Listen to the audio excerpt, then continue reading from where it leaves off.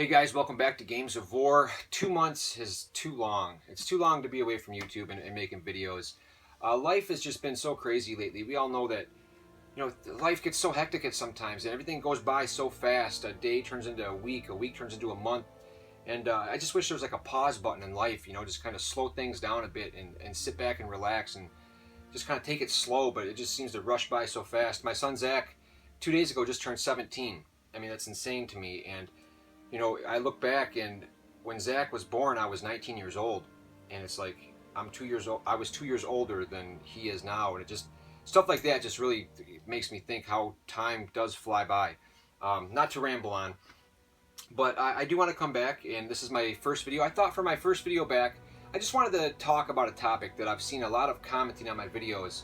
This certain topic brought up, and I don't want my comeback video to be what I'm working on, which is already underway. It's a 3-part series, maybe 4-part, buyer's guides on handheld gaming.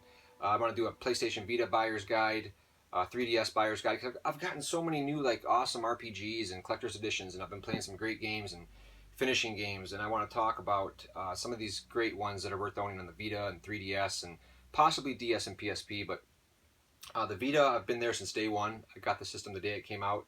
And I've never turned my back on it. I've supported it all this time. I've always kept in the know of what's going on and what games are coming out. So I feel like I'm somewhat of a decent, mouthpiece to talk about what's come out. I like RPGs. I like visual novels. And I do like some of the AAA games that came out in the early days of the Vita. So I'm looking forward to that. But I wanted my comeback video to be just a discussion, not something I have to do a bunch of heavy editing, because I'm in the process of doing this buyer's guide, and it's a lot of work. It takes a lot of time to put these videos together. But the comments I've been seeing in a lot of my videos is talking about, like, when I did the PS2 buyer's guide and my game room tour and other videos, I see a lot of people talking about filler games, like, oh, your collection's great. It might not be the biggest on YouTube, but there's no filler, and you don't. And I wanted to talk to you guys about filler, because I want to say, first of all, right now, well, let's get out of the way what I consider filler. Filler is like, oh, I saw a game at the flea market and it was $2, so I bought it. I don't even know what it is. I just bought it to have it, because it was cheap. And I want to put that out, that I'm in no way or shape or form judging how anybody collects. You do you, collect how you want to collect, buy what you want to buy.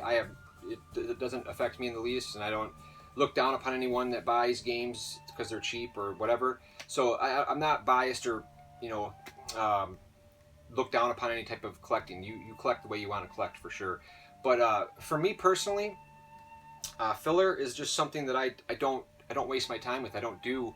I know a lot of people do buy games that if they're cheap, they'll pick it up, and I used to do it. And now when we look around my collection, say my Genesis collection, for instance, a lot of it I've had accumulated over the years.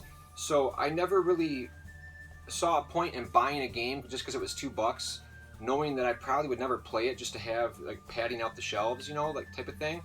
And I've seen people say, like, oh, I bought it to fill up the shelves a little bit. And well, that may work for some people. That's fine. And like I said, I don't look down upon it or frown upon it. But for me, it doesn't work for me, because with the Genesis collection, just speaking of, I've had these games for a long time, and I've added games that I wanted as a kid, or that interested me back then, but I never did pick up. So if I see something like that out there, I'll definitely pick it up. Price is not really, I don't really look at it in price tag value. I look at it like, if I want to play it, I'm going to buy it.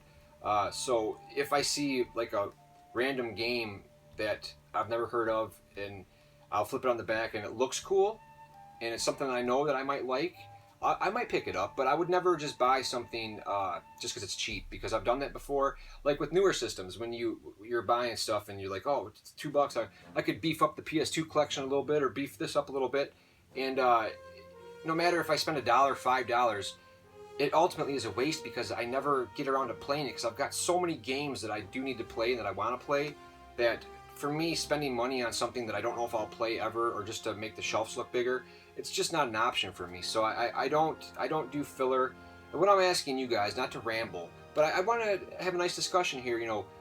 What do you think about filler? Do you buy games to pad out the shelves? Like I said, it's perfectly fine if you do. It's fine. Do you buy games if they're cheap? If you've never heard about them or played them, or would you buy a game that is known to not be good? because it's $1 or $2. Now I will buy sports games that are $1, $2 if it's a good case. Like Genesis cases are valuable things. Saturn cases, Sega CD.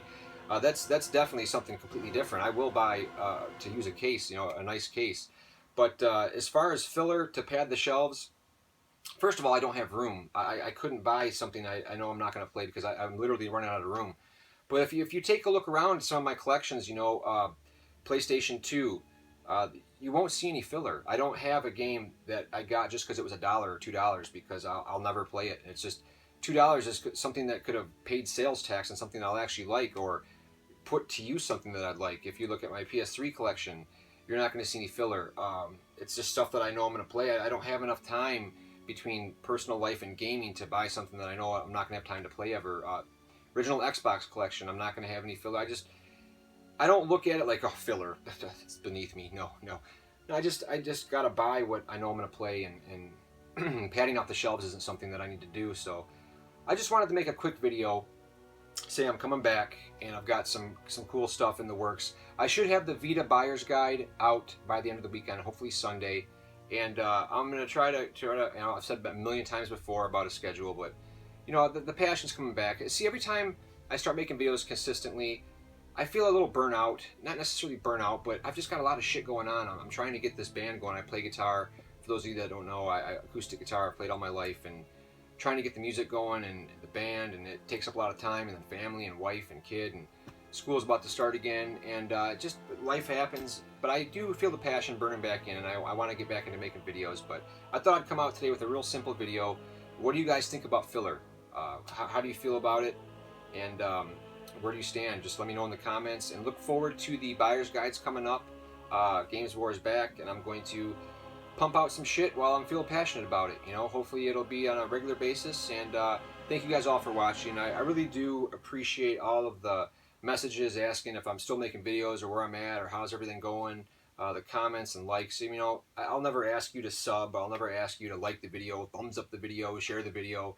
You guys know how to do that stuff. I try to let my passion and my videos speak for themselves. So thanks for watching as always, guys. You're all very important to me.